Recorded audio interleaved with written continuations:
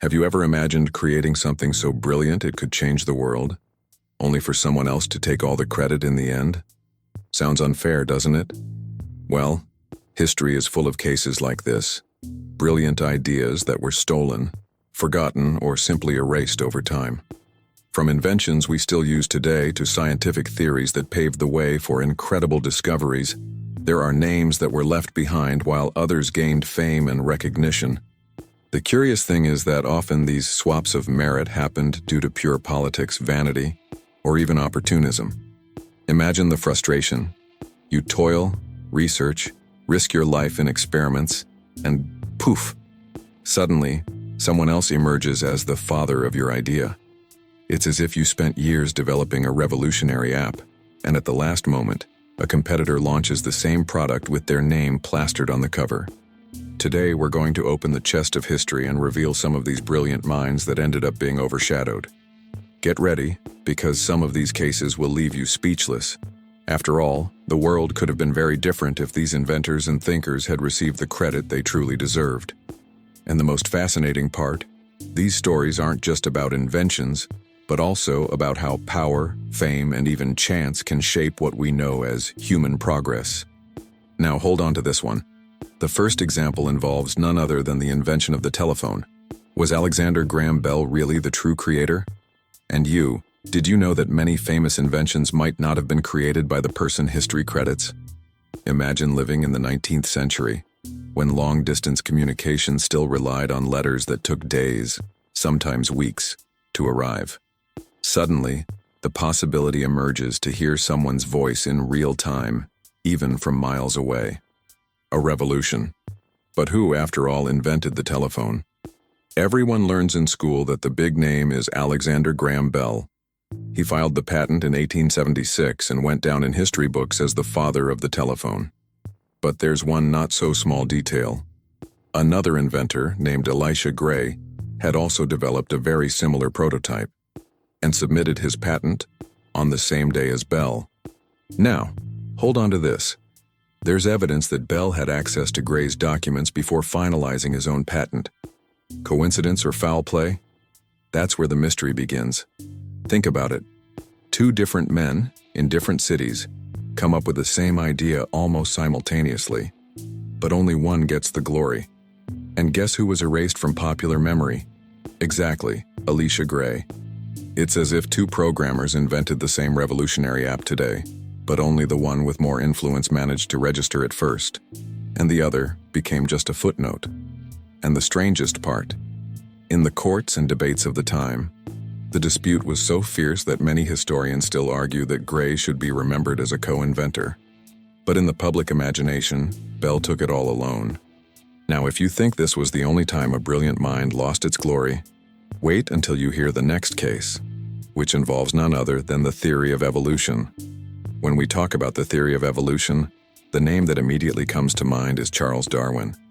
He's remembered as the genius who revolutionized science by proposing that species change over time through natural selection. But, is this story really that simple? While Darwin was quietly writing his notes, another naturalist named Alfred Russel Wallace, exploring tropical forests and nearly losing his life in extremely dangerous expeditions, arrived at practically the same conclusion. And we're not talking years later, but at the same time. Wallace, without the same influence or connections as Darwin, sent his ideas in the form of an essay directly to him. Imagine this. You discover a principle capable of explaining life on Earth and send the news to a colleague expecting support. But instead, your ideas end up being presented alongside Darwin's at a scientific meeting. And of course, the star that shone brightest was Darwin's. There's no doubt that Darwin had detailed work and a revolutionary book on the origin of species. But we can't ignore that Wallace was indeed a co-author of this great scientific turning point. Still, fate wasn't kind. While Darwin became a global icon, Wallace remains a shadow in the footnote of history. It's as if two directors released the same film on the same day, but only one got the Oscar and the headlines. The other, almost forgotten. And this wasn't the only time someone was left on the sidelines of a transformative discovery. The next story is even more surprising, because it involves none other than DNA. Today, everyone learns that James Watson and Francis Crick were the main figures responsible for discovering the structure of DNA, the famous double helix that carries the code of life. But the truth is, without the work of a scientist named Rosalind Franklin, they might never have gotten so far. Rosalind was an expert in X-ray crystallography, a technique capable of revealing detailed images of molecules invisible to the naked eye. In 1952, she managed to capture the famous photograph 51, one of the most important images in the history of biology. It held the crucial clue, the helical shape of the DNA molecule. And here's where the controversy comes in. That photo was shown to Watson and Crick without her permission. Based on that information, the two built the model that later earned them the Nobel Prize. Meanwhile, Franklin not only missed out on the recognition but died a few years later, unaware of the true impact of her contribution. Imagine the scene. It's as if someone had the key to a vault, but another person used that key to open the door and take all the treasure. Science advanced, of course, but historical justice was left behind.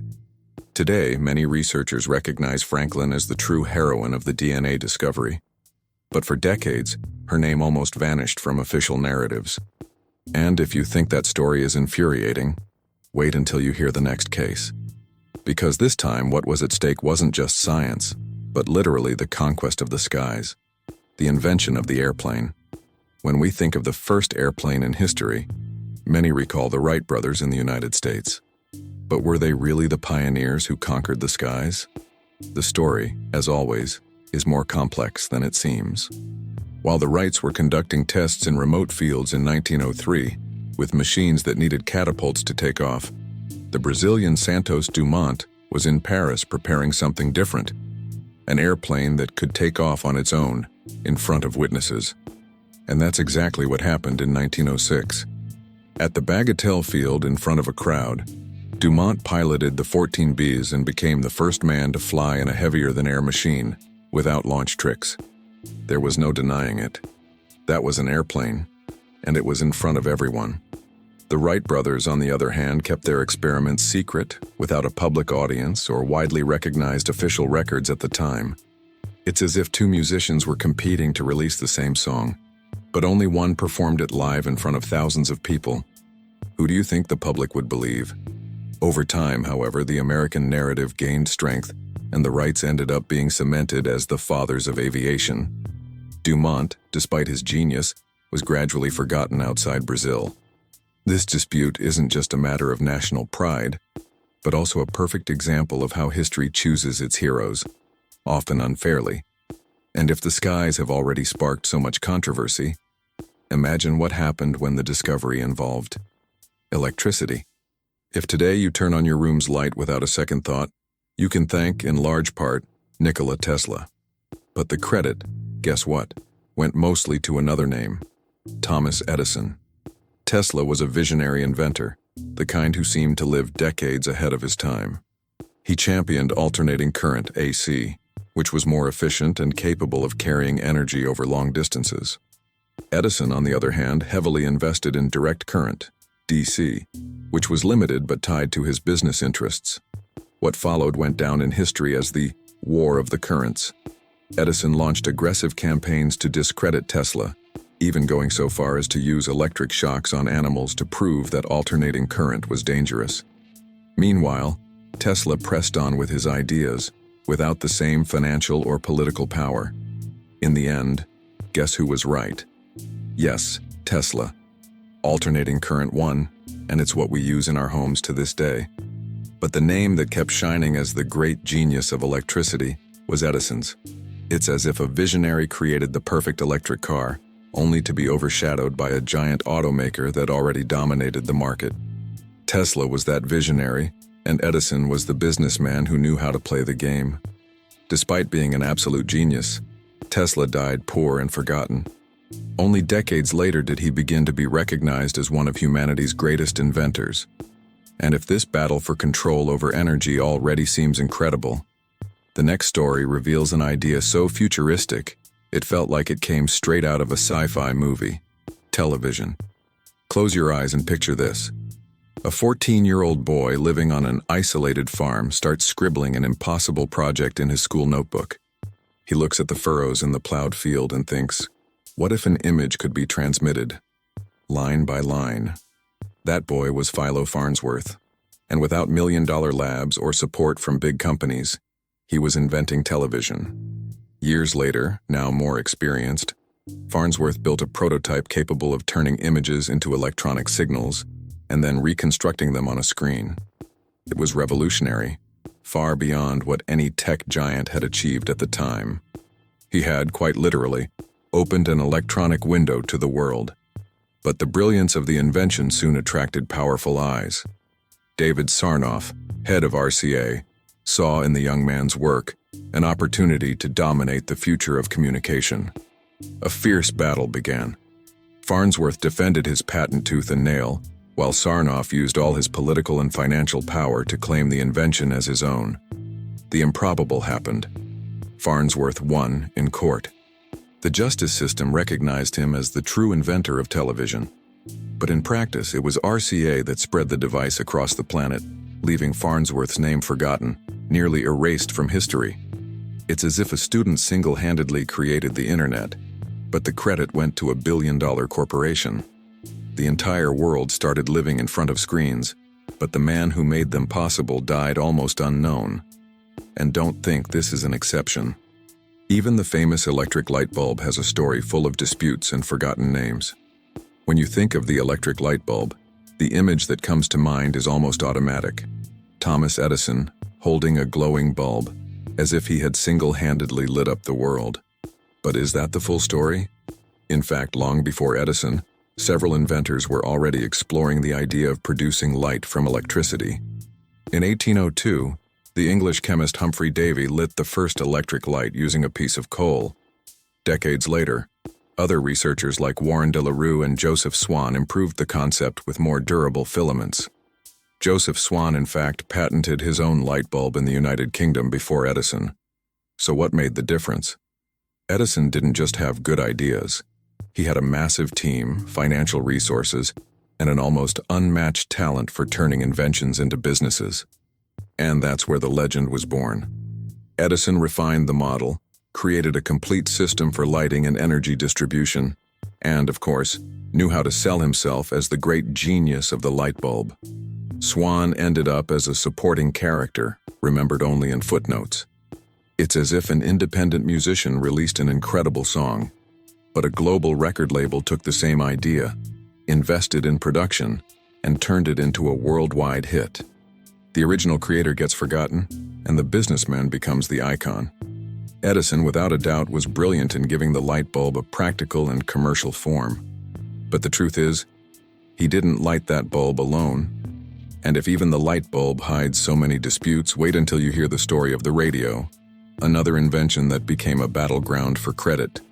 If television changed how we see the world, radio changed how we hear it. But the question is, who really invented the radio? In most books, the name most remembered is Guglielmo Marconi, the Italian who managed to transmit wireless signals across the Atlantic in the early 20th century. He even won the Nobel Prize in 1909. But behind the glory, there's a shadow.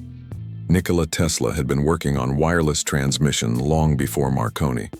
Tesla had patents registered in the United States that described fundamental technologies for radio. But Marconi, backed by powerful investors, took the fame. To make things even more complicated, years later, the U.S. Supreme Court officially recognized that Tesla's patents predated Marconi's, which in theory would make him the true inventor of the radio. But guess what? This happened in 1943, months after Tesla's death. In other words, too late to change the course of history, and Tesla wasn't the only one sidelined. Other inventors like Alexander Popov in Russia had also demonstrated transmission systems before Marconi. The radio, therefore, wasn't born from the mind of a single genius, but from a true battlefield of ideas, where the winner was the one with more influence and money. It's as if several bands created the same music style at the same time, but only the one with a contract from a major label got known as the pioneer. In the end, millions of people around the world started listening to music, news, and radio dramas, unaware that the true creator remains a subject of dispute to this day.